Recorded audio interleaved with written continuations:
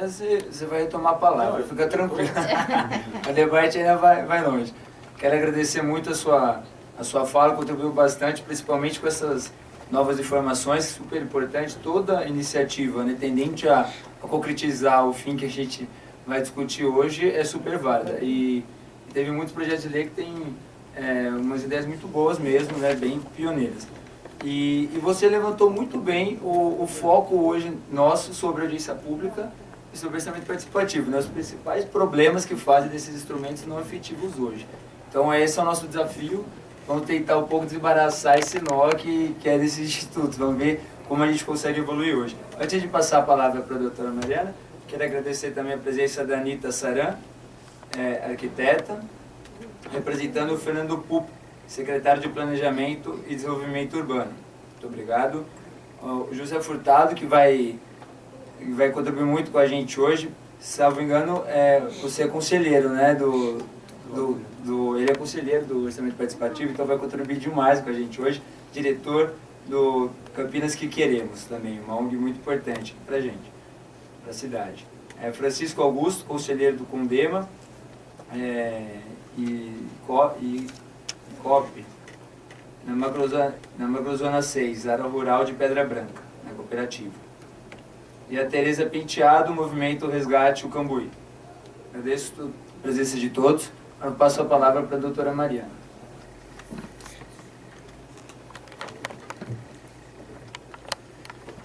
Boa noite a todos. Um prazer novamente participar desse evento relevante de iniciativa da OAB, presidido pelo Dr. Alexandre, composto pela mesa junto com o Dr.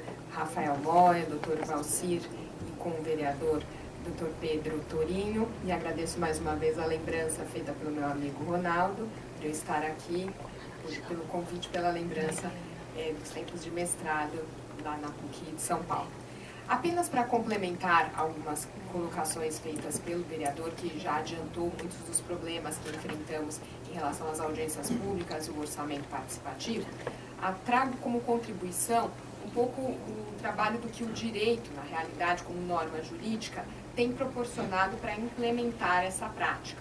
Porque até então, o que nós observamos com relação à ideia de orçamento? Que ele tem um forte teor decorrente do processo de representação popular, que é uma vertente da democracia, porque a partir do momento em que ele é feito por meio de leis, do plano plurianual, das diretrizes orçamentárias, do orçamento anual, ele passa necessariamente por um processo legislativo, junto à Câmara dos Vereadores, com proposta do Executivo, e, portanto, consubstanciando o modelo de democracia representativa, que nós verificamos que nem sempre é o suficiente, e por conta disso nós trabalhamos a perspectiva da democracia participativa, complementando por força da própria Constituição no artigo 1º. E aqui um dado muito importante nesse sentido da complementação da democracia participativa é a ideia de que o orçamento surgiu como uma conotação política. Como o vereador lembrou muito bem, com a iniciativa pioneira do Estado do Rio Grande do Sul, com o governador Olívio Dutra, no ano de 89, um pouquinho de avanço em Belo Horizonte também, na década de 90, no ano de 93, e até então era sempre aquele papo um pouco mais politizado. E até, lembrando para o partido do vereador, é um papo do partido, exclusivamente do PT, enfim, algumas iniciativas dispersas. O que então foi ocorrendo, sobretudo com a implementação do Estatuto da Cidade, é que essa iniciativa passou a ser incorporada do ponto de vista legislativo e se tornar obrigatória. Então, essa perspectiva primeira da adoção do orçamento participativo na discussão da política urbana foi contemplada no Estatuto da Cidade, no artigo 40, por ocasião da discussão do plano diretor, inclusive fomentando a prática de articular o orçamento participativo com o processo de elaboração do plano diretor, o que está extremamente em voga, que o próprio Dr. Alexandre coloca, para que vocês possam trabalhar as duas questões, que é o momento de verificar que tipo de verbas, recursos poderão ser alocados para erigir a política urbana como uma das prioridades. Então, essa é a primeira questão. Avançando um pouco mais, a própria Lei de Responsabilidade Fiscal sofreu recentemente, questão de 5 anos atrás, em 2009, um acréscimo e uma perspectiva de implementação da transparência e da gestão democrática. quando passa a exigir, além da divulgação eletrônica dos dados, dos planos, dos programas, a exigência direta das audiências públicas. Isso como lei federal, que deve ser aplicada a todos os entes federados. Então, uma norma geral, porque é artigo 24 da Constituição, e que todos os municípios, estados, enfim, da federação deverão obedecer. E vejam, trazendo, inclusive, subsídios para, se efetivamente esses municípios não trouxerem implementação das informações necessárias para subsidiar um site em que esses dados sejam publicados, eles sofrerão sanções como, por exemplo, a recepção de recursos de transferência voluntária do governo federal, por exemplo. E até mesmo a própria ideia de que, se esse processo das leis que representam o orçamento, plano plurianual, lei de diretrizes e o orçamento anual, não for composto pelos instrumentos de participação popular, também poderão ter a sua constitucionalidade questionada. Por quê? Porque ela é um requisito básico dentro deste processo. Então, do ponto de vista jurídico, começamos a ter um avanço, até mesmo para sair da esfera política, de até então, muito bem colocada, porque eu acho que faz parte da construção do processo democrático, da luta popular, mas para trazer instrumentos do direito e dizer, olha, ainda que vocês achem que é um papo interessante, moderno, de implementação da democracia, o próprio direito traz respostas e mecanismos para implementar esse sistema. Então, eu acho que já temos um ganho significativo, complementado, como o vereador muito bem colocou, pela Lei de Acesso à Informação, justamente para trazer esse grau de participação popular no nível da informação. Então, vejam, quando nós trabalhamos a ideia de orçamento participativo, nós trabalhamos todos os mecanismos de participação popular, que tem graus. Eu posso ter um mecanismo da informação, que é o primeiro pressuposto. O cidadão precisa conhecer a demanda, o orçamento, para que ele possa efetivamente participar e controlar estas ações. Então, primeiro grau, ele já traz implementação, subsídios de lei federal, lei municipal, para que isso ocorra. Depois eu tenho os mecanismos que influenciam a decisão, que é o caso das audiências públicas, por exemplo, consulta pública, os mecanismos de codecisão, como o caso dos conselhos, sobretudo se eles tiverem o caráter deliberativo. Então, vejam o avanço, independendo da perspectiva que eu adote, qual o grau que esse orçamento participativo pode atingir. Então, nós pensávamos antes algo politizado, em termos de algumas audiências esparsas, hoje ele já ganha um arcabouço muito mais efetivo. E vejam, na ideia de participação, eu não posso esquecer ainda os mecanismos que a própria Constituição já trazia de controle social, em que possibilita, por exemplo, no artigo 31, que as contas dos municípios sejam disponibilizadas aos cidadãos por 60 dias, para que eles possam examinar, questionar, controlar. No âmbito federal, que pode ser replicado para todos os demais entes federados, nós temos a possibilidade de qualquer cidadão efetivar uma denúncia junto ao Tribunal de Contas, que foi encampado pela lei federal, inclusive levando essa denúncia ao Ministério Público. Mais uma vez, um outro patamar de participação no nível do controle. Eu participo como cidadão, influencio aquela decisão, mas eu também controlo e fiscalizo efetivamente como esse processo tem sido conduzido. Então, eu devo pensar a ideia de orçamento participativo como um conjunto. Conhecer, participar e controlar. Então, a lei de acesso à informação, os mecanismos da divulgação, por isso que os sites devem ser muito bem municiados, nós devemos ter acesso, inclusive, para facilitar a linguagem de documentos extremamente herméticos, que é muito dificultoso. Confesso aos senhores, quem não tem conhecimento de contabilidade, o contador até pode compreender algumas coisas, mas para nós, mortais, é algo absolutamente distante da realidade, é verdade. E ficamos discutindo, aí nós não sabemos aquelas manobras que podem ser utilizadas. Ah, existe a verba que ficou restando, que pode ser usada, mas aquele fundo que não foi utilizado e fica fundo perdido e que podia ser utilizado para outros investimentos em áreas carentes, por exemplo. Nós não temos essa formação. E por isso é necessário que cartilhas, divulgação de informações, e vocês podem perceber, fazendo até mesmo uma consulta a vários sites, a preocupação atual é fazer um tipo de glossário para o cidadão, para que ele possa compreender minimamente o que cada uma dessas nomenclaturas técnicas significa. Então, o primeiro passo, além destes mecanismos de influência, como a audiência pública e de codecisão. Verificando até mesmo um pouquinho da realidade de vocês, até porque eu sou de São Paulo e tenho verificado o processo como está avançando lá, eu percebi que vocês estão num momento bem interessante, porque o orçamento participativo está sendo implementado e desde o mês de março me parece que as assembleias regionais estão sendo formadas para discussão, que é justamente o momento em que o poder público trará a devolutiva do orçamento, como ele tem sido gasto, quais as necessidades do município, é nesse momento que os cidadãos podem se articular em bairros e temas para escolher os 4 principais temas que serão levados para aprovação neste orçamento, escolhem os representantes que vão compor o Fórum Regional e o Conselho Municipal e, portanto, uma primeira forma de participação. Só que analisando, eu percebi que o mecanismo adotado traz a perspectiva da Assembleia Regional e do Conselho, mas ainda não tem um regramento consubstanciado do ponto de vista de como as assembleias são desenvolvidas. Será que eu posso tomar a ideia da Assembleia como um substituto de audiência pública? Uma primeira questão. Me perguntei a respeito. Será que ela pode ser feita, pode fazer às vezes de uma audiência pública? Porque muitas vezes a nomenclatura dos institutos, ela revela uma importância no direito, mas nós temos que nos preocupar com o regime jurídico. Então, às vezes eu denomino assembleia, audiência, mas a preocupação maior é como é o formato desse evento, que tipo de contribuição. Ele tem uma disciplina, ele vai ser uma reunião, quais tipos de cidadãos poderão participar, como mesmo o vereador colocou, quando eles são realizados, em horários compatíveis, com ampla divulgação.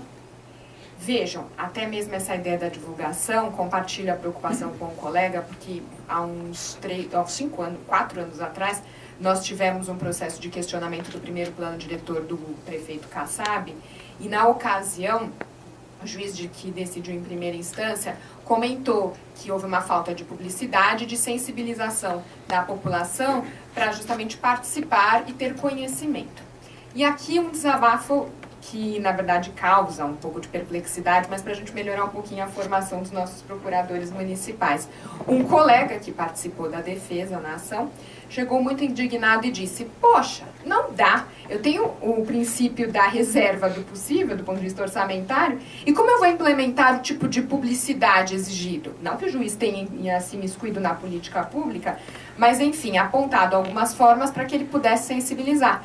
Como que eu posso pagar mecanismos de ampla divulgação em jornais e em grandes redes para divulgar isso? Isso fica fora da verba da prefeitura. Vejam vocês o argumento, que diminui até mesmo a própria participação popular. E até debatendo com o colega, eu disse, olha, muitas vezes o administrador público tem que utilizar a criatividade e, muito curiosamente, após 3, 4 anos de gestão, nós estamos vivenciando uma participação muito mais efetiva. Não é a questão partidária que está como pano de fundo. Mas vejam, como eu havia comentado na outra palestra, eu posso acompanhar a audiência pública pela internet. Eu não preciso estar lá, eventualmente, se não pude comparecer. E sabe o que está acontecendo agora na atual gestão? Publicidade na TV Globo, na audiência pública da Câmara dos Vereadores, que vai acontecer esse final de semana na Anhembi. Então vejam, eu acho que não era uma preocupação tão preemente com falta de recursos para efetivamente implementar a democracia participativa. Compreendem que é um processo, que é um ranço autoritário e que na realidade precisa dessa cobrança. Então a coisa evoluiu, graças a Deus. Então, na própria ideia de participação, de orçamento participativo, essas questões devem ser veiculadas. Precisamos ter prévia divulgação. Hoje em dia, o problema de acesso à informação pela tecnologia que nós não temos. Aplicativos, grandes criações nesse sentido surgem no mercado. Então, não vamos pensar para esvaziar a participação popular. Eu acho que vem para ajudar. Utilizar os dias corretos para que as pessoas possam se deslocar adequadamente, se não for num dia de semana, eventualmente escolher alguns sábados, um período propício para que o cidadão forme esta cultura. Mais uma vez, acrescentar todos os debates da audiência pública, como consubstanciados numa ata ou numa gravação, como está sendo feito neste momento, para que tenha o registro, porque a grande preocupação do cidadão é aquela: para que eu vou numa audiência pública? Eu não posso deliberar nada. Pode ser até que eu discuti aquilo e não passou de uma ilusão, chego em casa e tudo foi em vão, porque afinal de contas já estava tudo pactuado. Mas vejam, se eu tenho a motivação do ato, eu posso controlar, eu posso exigir que, ainda que o administrador público ou o próprio vereador não tenha adotado aquele entendimento, eu posso verificar que ele foi debatido, a população apresentou aquela proposta e, eventualmente, por aquela motivação pode surgir um controle judicial, por exemplo. É uma possibilidade. Ele não tem a eficácia vinculante de um conselho, de um plebiscito, mas ele ajuda a influenciar a decisão e trazer os argumentos para saber, olha, ainda que a população caminha num sentido, o vereador ou o prefeito caminham em outro, mas nós temos as duas opiniões registradas. Isso é muito importante, eu acho que já é um ganho significativo. Até porque eu sempre volto a essa discussão, não para desprestigiar a audiência pública, mas nós temos que cotejar, comparar que eu tenho, de um lado, a democracia representativa e a participativa, que não se contrapõem, elas devem ser conciliadas, mas numa audiência pública, ainda que eu possa viabilizar uma ampla participação, com publicidade antecipada, disponibilizar as peças para discussão com 15, 20 dias de antecedência, eu posso contar com o dia em que as pessoas não tenham conseguido chegar no local, digamos um dilúvio na cidade. E aqueles poucos que estavam no local vão deliberar em nome da maioria. E ainda que a criticável, com os seus defeitos, enfim, ainda assim, na democracia representativa, eu tenho a ficção da representação popular. Eu votei, ele ainda representa a vontade da maioria. Então, seria muito pouco, digamos, produtivo para a cidadania ter alguns que até foram estrategicamente colocados naquele evento, decidindo, deliberando com força vinculante em nome de muitos que não conseguiram acessar. Então, esse é um contraponto importante para que seja analisado, até para não desmotivar a participação de uma audiência, que por vezes é propositadamente feita daquela maneira bem longa, chata, que todo mundo chega, fala dos problemas pessoais, muitas vezes do vizinho, que não tem nenhuma perspectiva pública, mas que acaba atrapalhando o próprio andamento. Por quê? E aqui eu trago uma contribuição, fazendo uma pesquisa, que foi feito um estudo de como o orçamento participativo foi delineado na Assembleia Legislativa do Rio Grande do Sul por 3 pesquisadores da Universidade de Santa Maria. E um dos pontos que eles vislumbraram da falta de participação popular, o espectro foi os anos de 2007 e 2010, foi que muitas vezes, pela ausência de disciplina da audiência pública, o que acontecia? No momento, o processo era colocado. Então, no calor das discussões, os próprios governantes acabavam trabalhando o procedimento. Então, você tem um problema em termos de dar oportunidade igualitária para todos falarem. Às vezes, por adiantado da hora, corta a fala de um e de outro. Muitas vezes, o que acontece na maior parte das vezes? Quem mais fala é o poder público, tanto da perspectiva legislativa quanto executiva. O cidadão fica privado desse direito de manifestação, preocupa-se muito mais em dar a informação, o primeiro grau da participação popular, ótimo, mas não o total. Então, se dá a informação, apresenta o projeto, traz o conceito, mas na hora de influenciar e debater, o processo fica comprometido. Então, fica muito mais pontuado na transparência das ações do que propriamente na participação popular. E muitas vezes as discussões não passam pela preocupação popular, passam pelo fundamento de que o vereador deve alocar tal ou qual verba para aquele orçamento de saúde ou educação. Então, diante desses problemas, uma primeira proposta que eu traria até mesmo para complementar é verificar na Lei de Orçamento Participativo do município de Campinas onde nós poderíamos alocar a audiência pública. E muito mais, ainda que as assembleias regionais possam substituir este processo, que tem uma lei que disciplina. Eu acho que esse é o primeiro passo. e efetivamente cuidando desses processos, divulgação, participação, registro de ata, que tipo de pessoas? Nós vamos restringir, lotou o auditório, 200 pessoas se inscreveram antecipadamente, será que eu posso fazer isso? É uma pergunta, também não trago a solução, mas até discutindo hoje com um colega, será que se eu limito o número de participantes por meio de audiências públicas, eu estou limitando a participação popular, porque às vezes alguém que não estava sabendo ficou, naquele momento, olhou o cartaz, puxa, acho interessante, eu tenho condição. Ah, não, o senhor não se inscreveu, não pode entrar agora. Eu não sei de que forma nós poderíamos encontrar a melhor maneira, mas passa por um processo de disciplina, até que ponto eu esvazio ou não essa participação popular. E, por fim, apenas como uma contribuição e finalização, comparando as legislações, o município de São Paulo está modificando novamente, agora ele vai voltar a trabalhar com orçamento participativo, porque na gestão passada isso foi esvaziado, e através da nova lei que disciplina o conselho, eu verifiquei um ponto interessante, até como uma sugestão para o município, que um dos conselheiros do Conselho de Orçamento Participativo é um membro do Poder Legislativo, o que é altamente desejável, porque vocês poderão participar de forma correlata entre os dois poderes, e muitas vezes o que já está sendo encampado no âmbito do executivo pode abreviar questões do legislativo, ou pode vir para o legislativo aprofundando algo que ainda não foi solucionado no executivo. Porque o Conselho de Orçamento Participativo é uma instância de controle permanente que não se esvazia, por exemplo, no momento da audiência pública. Então, fica apenas como uma sugestão para contribuir com os debates em questão. Mais uma vez eu agradeço e estarei à disposição para outras colocações.